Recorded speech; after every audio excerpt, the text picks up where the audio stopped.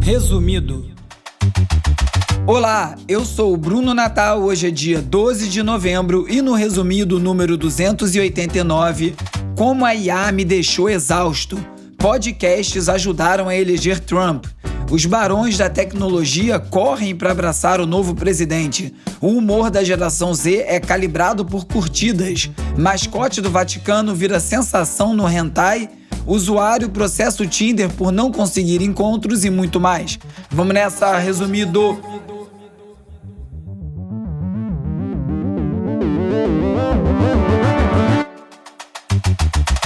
Olá, resumista! Esse é o Resumido, um podcast sobre cultura digital e o impacto da tecnologia em todos os aspectos das nossas vidas. Tô com a voz terrível, não sei porquê, bem na hora de gravar, então o programa hoje vai ser meio rouco, com umas moduladas esquisitas de voz, o que se vire pra editar. Eu vou fazer uma abertura hoje um pouco mais longa que o normal, que eu pensei uma coisa aqui na semana passada que me fez eu me dar conta de algo. Quando chega o final do ano, bate uma canseira de produzir um podcast semanal como esse aqui. E tem sido assim todos os anos, né? Já tô aqui no 7º ano. Só que esse ano eu tô mais cansado que o normal e pensando sobre por que isso poderia estar acontecendo, eu relacionei com o uso de ferramentas de inteligência artificial na produção dos episódios. Toda semana eu seleciono o conteúdo do episódio, depois de vasculhar centenas de links que eu encontro em newsletters, visitando sites, acompanhando redes sociais, feeds de RSS, ouvindo outros podcasts, assistindo vídeos, dicas que eu recebo dos ouvintes. É muita coisa para dar conta e tempo de menos para ler tudo de cabo a rabo. Para dar conta desse processo, muitas vezes eu uso um agente que eu criei no ChatGPT para ter uma visão geral de cada artigo, um resumo que eu programei, uma forma de fazer, para eu conseguir mapear os temas dos textos e encontrar um encadeamento para depois, então, eu me aprofundar na leitura do que eu decidi abordar no episódio. Só que nesse processo eu percebi duas coisas. A primeira é algo que eu já comentei aqui no Resumido algumas vezes, que é essa falsa sensação de produtividade que as ferramentas de IA podem nos dar.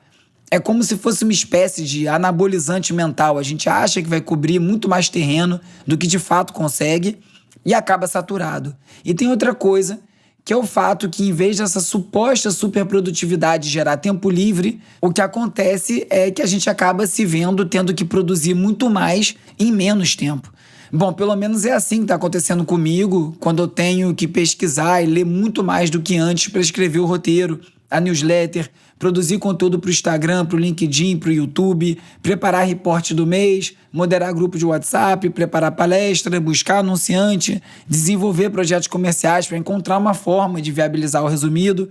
Tudo isso praticamente sozinho, não fosse a colaboração luxuosa do Agenor, do Cauê e do Peri, que eu sou muito agradecido. E além disso, eu tenho que fazer os freelas que pagam as contas, né? Enquanto esse podcast não faz isso. Algo que eu espero que mude nessa virada de ano, mas eu vou falar disso em outro momento. Aliás, se você se compadeceu dessa rotina que eu descrevi, não deixe de contribuir através do catarse.me/resumido ou do Pix, brunonatal@resumido.cc, para esse podcast poder seguir existindo. A segunda coisa que eu concluí é consequência da primeira, porque mesmo que seja mais fácil mapear e consumir muito mais conteúdo do que antes, o fato é que não dá tempo de absorver tanta coisa. A IA pode acelerar muitos processos, mas pelo menos até aqui, a capacidade humana de processar isso tudo continua a mesma e o dia segue tendo as mesmas 24 horas. E o que tentar acelerar tanta coisa faz é levar para uma leitura mais superficial e deixar pouco tempo para refletir. E é justamente isso que eu acho que é o motivo de eu estar me sentindo mais cansado do que o normal. Não é só consumir e processar muito mais coisa do que antes, mas é não ter tempo de refletir ou então me ver obrigado a refletir mais rápido para poder entregar tudo a tempo. Essa loucura tornou esse ano de produção do Resumido em algo bem mais exaustivo e, sinceramente, refletiu na qualidade em alguns momentos. Aliás, boa hora para agradecer a audição sempre atenta e os comentários sinceros e no ponto do ouvinte Breno, de BH. Valeu, Breno. Eu vou falar mais sobre isso durante o episódio. Esse editorial de abertura ficou muito mais longo do que o normal. Aliás, isso é outra coisa que eu pretendo voltar a fazer, já venho querendo há um tempo, que é voltar a falar mais solto e a opinar mais. Mas o que eu ia dizer é que esse modo de operação das ferramentas de IA já começa a afetar a nossa forma de nos expressar. Eu já contei aqui algumas vezes de como o Spotify, que já foi a empresa que eu mais admirava, alterou para muito pior a forma como eu me relaciono com a música. Bastante pelas imposições algorítmicas, mas muito mais por conta da mecânica de consumo da plataforma. Eu posso falar isso numa outra hora, talvez na newsletter. Mas a tal coisa que eu me dei conta esses dias e que eu falei ali no início é que dessa vez eu percebi a tempo a interferência negativa da tecnologia no meu próprio comportamento e eu tô decidido a não deixar a IA alterar a minha relação com a minha escrita ou mesmo com os meus hábitos de leitura. Como todo adolescente, meu filho acessa bastante a internet e eu precisava de uma maneira de monitorar o que ele faz online sem ser invasivo. O Custódio me deu essa opção, agora eu consigo ver as atividades dele, bloquear aplicativos quando é necessário e até saber onde ele está com a função de localização. Isso me deu mais segurança e tranquilidade. E se você também quer uma ajuda nesse controle parental, acesse resumido.cc/custódio e ganhe 30 dias grátis para testar a ferramenta. Só para ouvintes do Resumido, Custódio se escreve Q-U-S-T-O-D-I-O. Visite resumido.cc/custódio e experimente.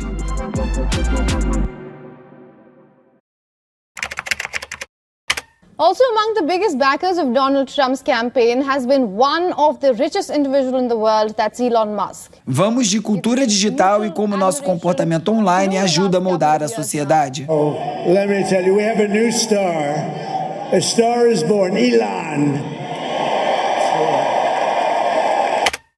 Desde o ciclo eleitoral de 2016 nos Estados Unidos e 2018 por aqui, muito se fala do papel das redes sociais nas eleições. Aliás, até antes, né? Desde o uso do Twitter, que foi feito pelo Obama em 2008.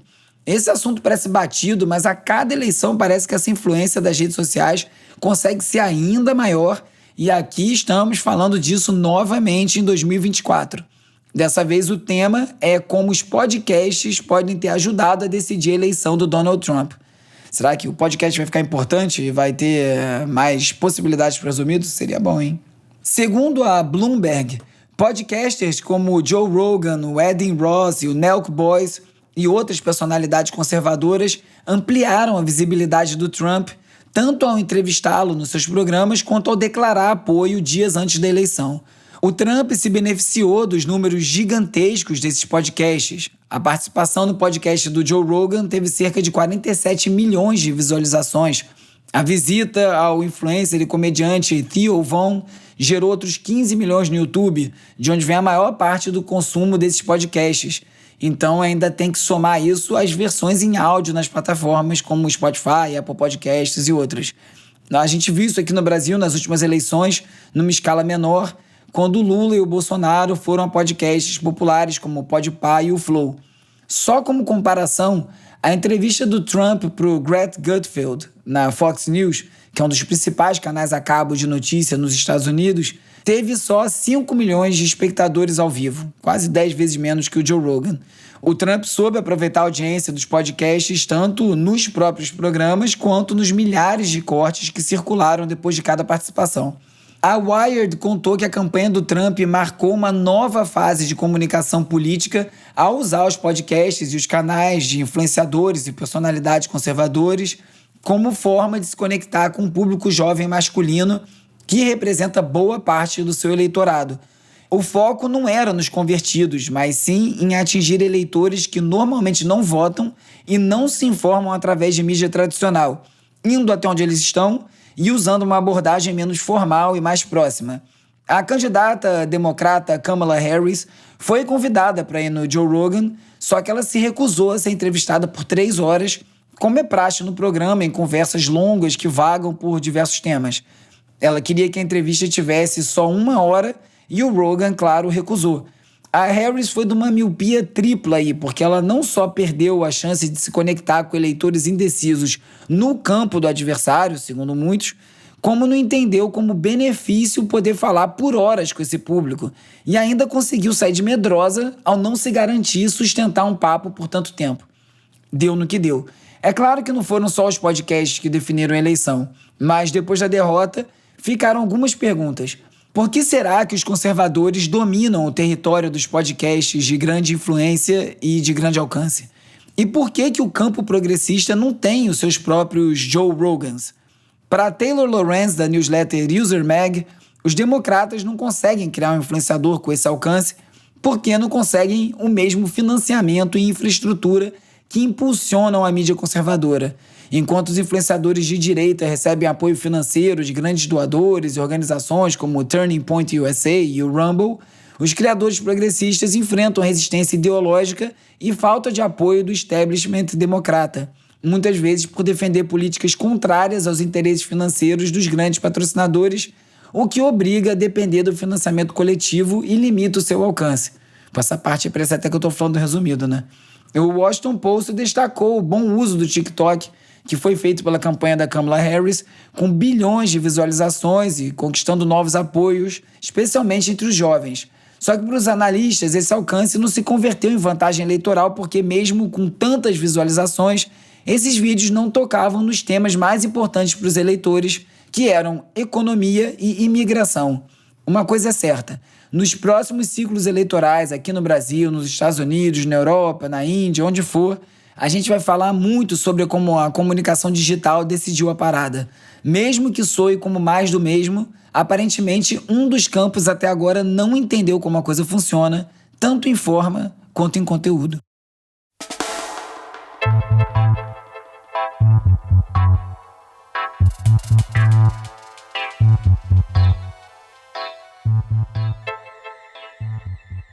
Apesar dos alertas sobre os riscos do uso excessivo de telas por crianças, a tecnologia digital também pode oferecer vantagens ao desenvolvimento infantil.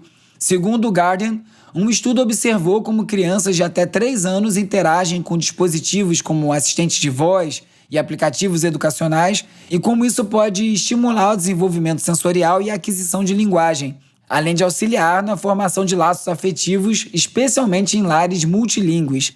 Sabe o que mais pode fazer isso aí tudo? Apertar massinha, montar Lego, brincar com os amiguinhos. O governo australiano não está muito interessado nesse estudo e introduziu uma lei para restringir o acesso de crianças menores de 16 anos às redes sociais para protegê-las de danos como pressões sociais e cyberbullying. A medida enfrenta resistência entre acadêmicos e organizações de direitos infantis que consideram a medida muito rígida. Acho que a gente ainda precisa de mais tempo e estudo para entender de fato como regular isso da melhor forma, mas como vovó já dizia, se você tem dúvida, então não faz nada. E isso parece servir como guia sobre a questão de liberar ou não o acesso de crianças às redes sociais. Particularmente, eu acho que não deveria poder mesmo, pelo menos enquanto não tiver muito mais controle para os pais sobre o conteúdo que é exibido. Na outra ponta do problema, a Meta implementou novas medidas para impedir que jovens menores de idade burlem as restrições de idade do Instagram e do Facebook e vão utilizar a inteligência artificial para identificar adolescentes que mentem sobre a idade. De acordo com o Tecmundo, essas ações fazem parte dos esforços da empresa para melhorar a segurança dos jovens em suas plataformas. Já é um bom passo. E esse debate sobre o impacto das redes sociais na saúde mental dos adolescentes ganhou muito destaque depois do lançamento do livro Geração Ansiosa, do Jonathan Haidt. A tese dele associa plataformas como Instagram e TikTok ao aumento de ansiedade e depressão entre jovens e vem sendo usada como base para a construção de políticas públicas e também nas discussões sobre o uso de tecnologia por menores de idade. Como não está baseada em estudos, a tese já foi bem criticada pela indústria e, segundo um artigo do The Chronicle, já tem gente no meio acadêmico questionando a relação causal e apontam também outros fatores de risco. Uma coisa não precisa anular a outra, né? Provavelmente a gente tem vários problemas.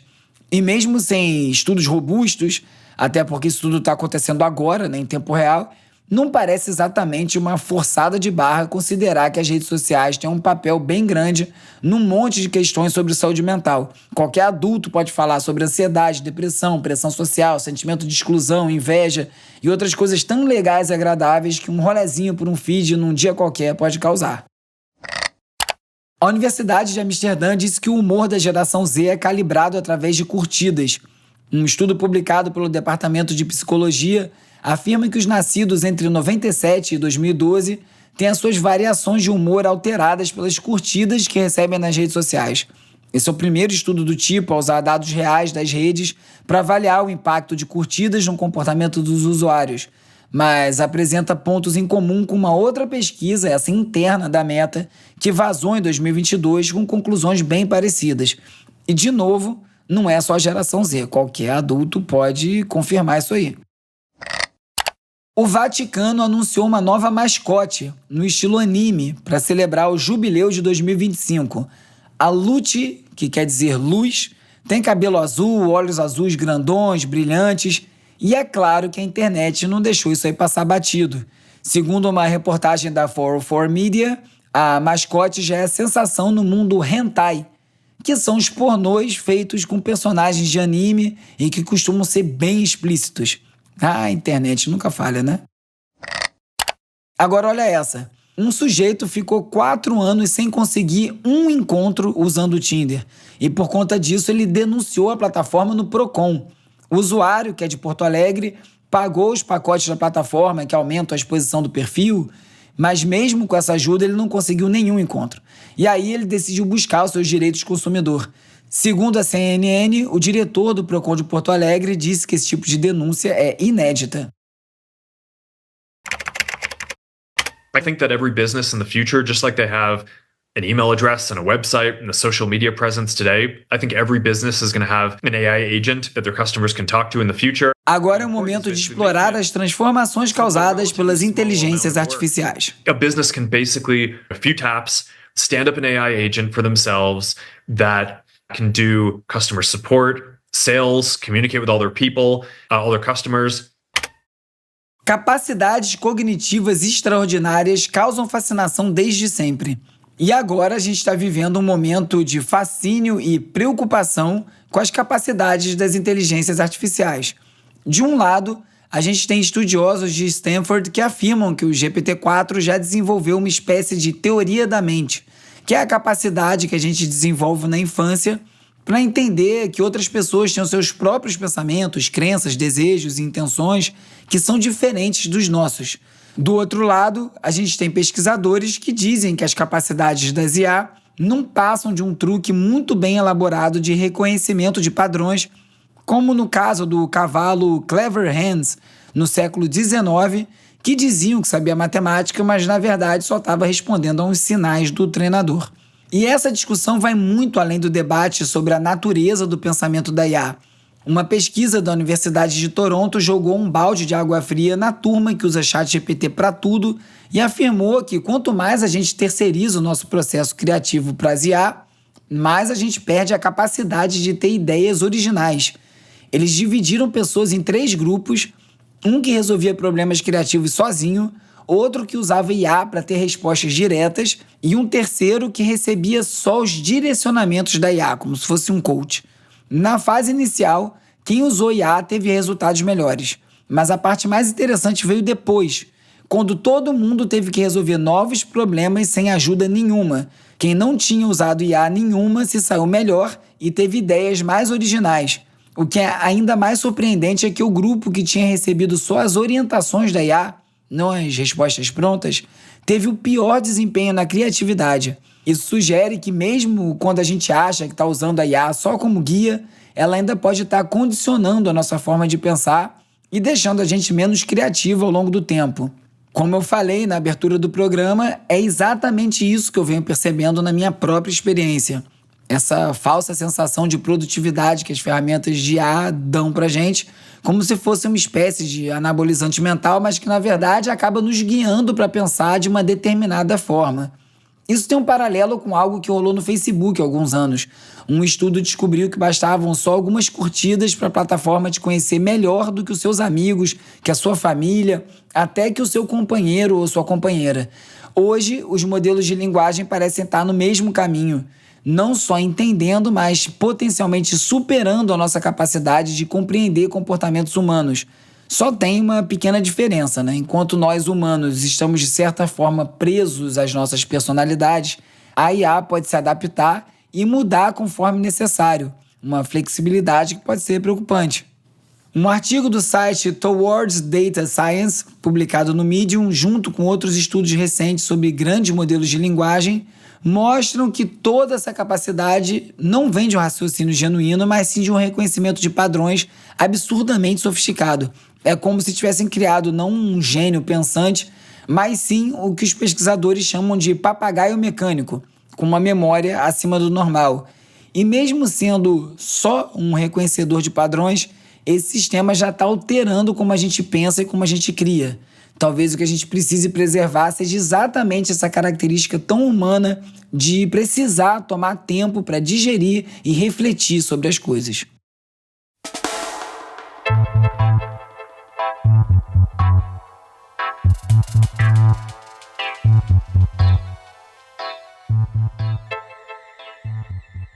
O próximo filme de terror da A24, Heretic, estrelado pelo Hugh Grant, vai trazer um aviso inusitado nos créditos. Nenhuma IA generativa foi utilizada na produção desse filme.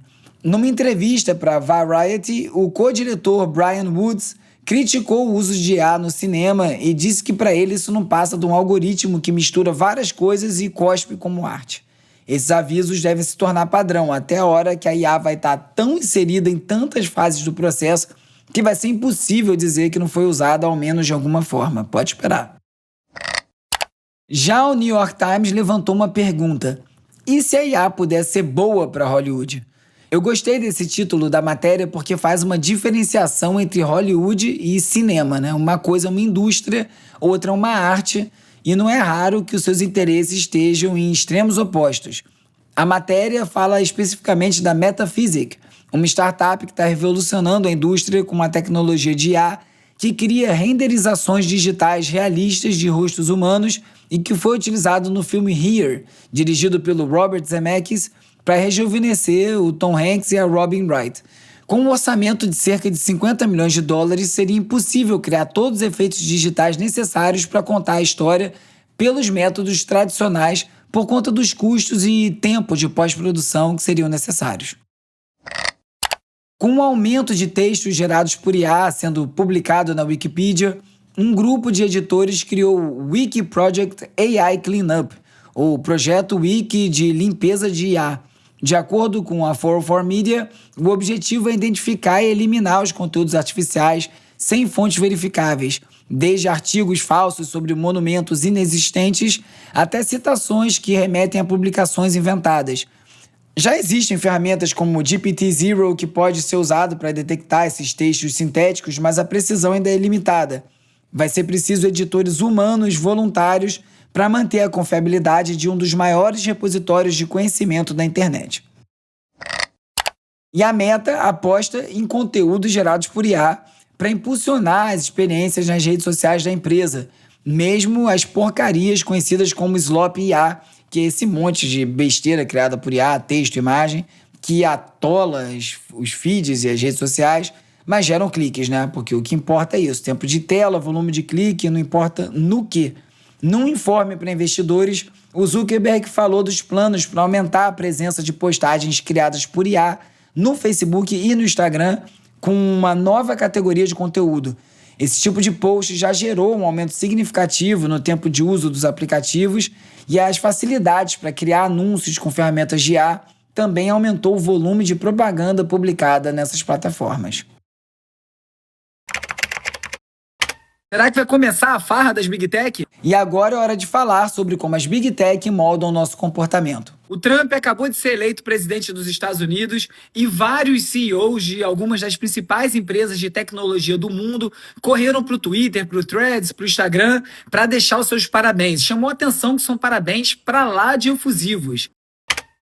Se em 2016 os CEOs das Big Tech tiveram que fazer uma caminhada constrangedora até a Trump Tower depois de ignorarem ou se oporem abertamente ao Donald Trump, em 2024 eles não esperaram nem a poeira baixar para prestar homenagens ao presidente eleito.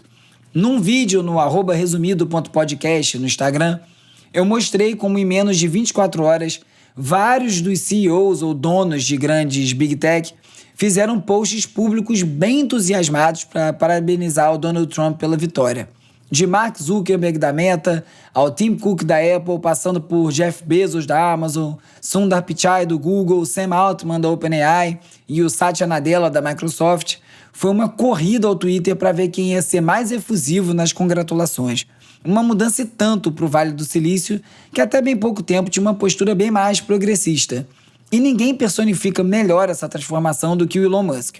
O homem mais rico do mundo investiu mais de 175 milhões de dólares na campanha do Trump, transformou o X, o antigo Twitter, num megafone do movimento MAGA e coordenou uma operação de mobilização que bateu em 11 milhões de portas em estados decisivos para a eleição. Uma aposta alta que começou a dar retorno já no dia seguinte à eleição, quando as ações da Tesla valorizaram 20 bilhões de dólares. Isso aí é só o começo.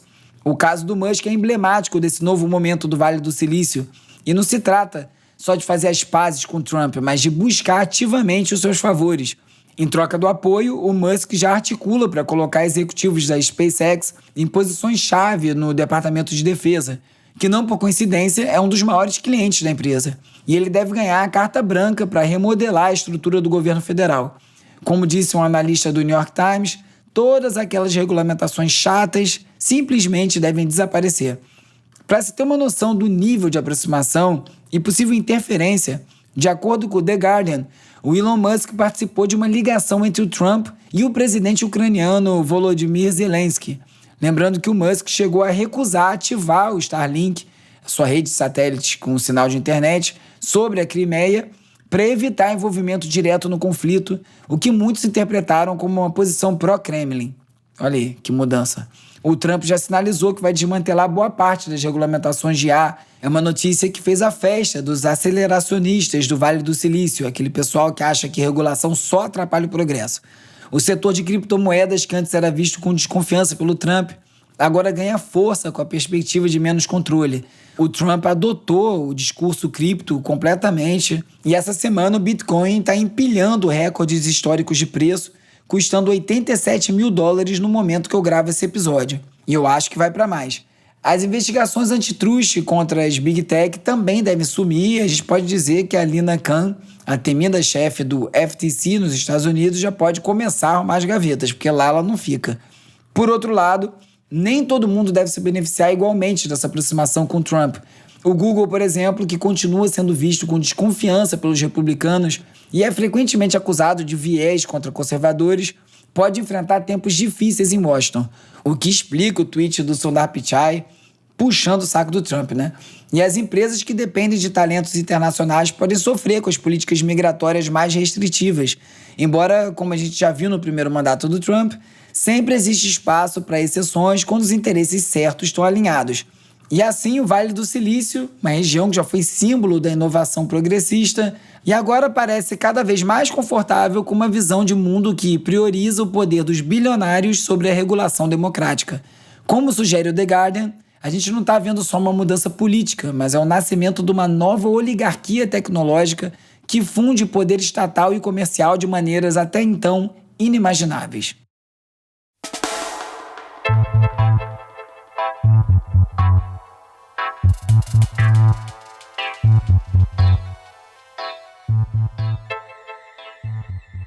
Um erro na plataforma de informações financeiras do Google levou o dólar a ser exibido a R$ 6,19 na manhã de quarta-feira, logo após a eleição do Trump.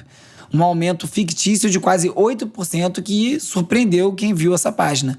Segundo uma reportagem da Exame, a valorização real foi cerca de 2%, com o dólar alcançando uma máxima de R$ 5,87, segundo a B3, naquele dia, né?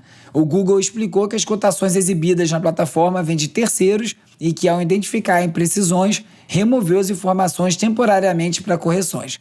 Baita gafe.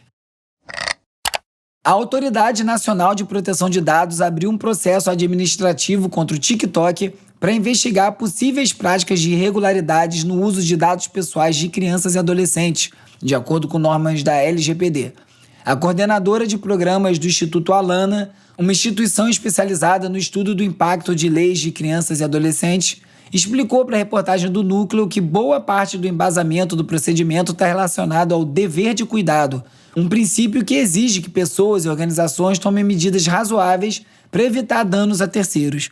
O órgão determinou que a rede exclua a opção de feed sem cadastro, ou seja, a possibilidade de poder acessar conteúdo da plataforma sem a verificação de idade. O episódio não acabou, ainda tem as dicas de ver, ler e ouvir. Vai ter bolo. Se você quiser mais conteúdo do Resumido, é só seguir @resumido.podcast no Instagram, no TikTok, no Threads, ou Bruno Natal no Blue Sky, e também o youtube.com/resumido. Se você quiser falar comigo, me manda um oi pelo WhatsApp ou pelo Telegram para 21 97 969 5848. Você entra para a lista de transmissão, recebe alertas de novos episódios e conteúdo extra. Pais e mães de Miss, devo ter empatia? Hora de relaxar com as dicas de ver, ler e ouvir. O que um ator mirim mais velho pode ensinar para um ator mirim mais novo? Os atores Eduardo Caldas e Vinícius de Oliveira foram entrevistados pela Camila Fremder no podcast O Amor na Influência sobre os bastidores e desafios de ser ator mirim no Brasil. Da inocência de contracenar com gigantes como Fernanda Montenegro e Tony Ramos, sem ter noção da dimensão dessas estrelas, e também das consequências da fama precoce na sua vida e no desenvolvimento. Papo importante numa época em que tanta criança é exposta online pelos pais. Aliás, nesse tema, vale conferir a reportagem do New York Times sobre uma menina de 18 anos que foi influenciadora infantil, agenciada pelos próprios pais, e hoje monetiza a base de seguidores formada por homens adultos que sempre estiveram lá, vendendo conteúdo adulto. Que reviravolta. Olá, eu sou uma avançada robô ajudante. A animação Robô Selvagem, com vozes de Lupita Nyong'o e Pedro Pascal na versão original, aborda temas atuais como inteligência artificial e sentimentos humanos através de Ross, um robô assistente que naufraga numa ilha remota e acaba adotando um filhote de ganso órfão. É daquelas animações que funcionam para todas as idades. Crianças vão se divertir com as aventuras e personagens carismáticos, enquanto os adultos vão encontrar camadas mais profundas sobre o que nos faz humanos.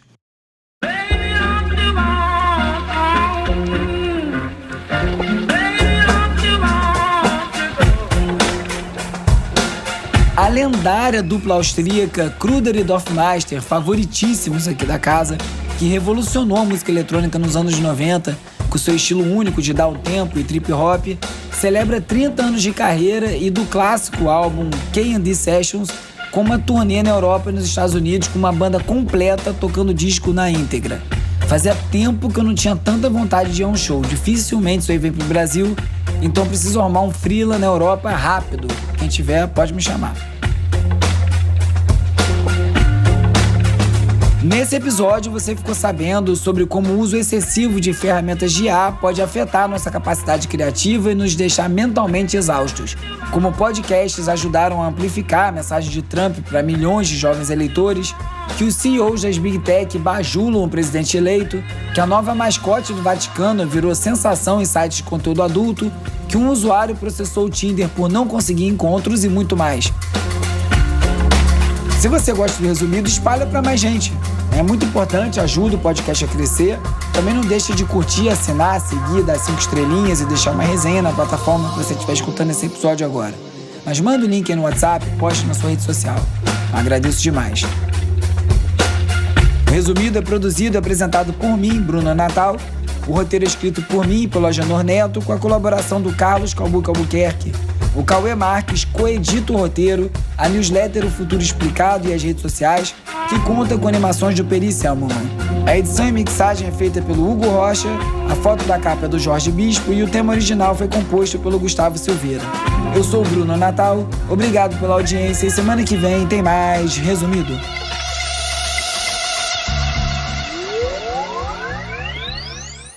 Resumido.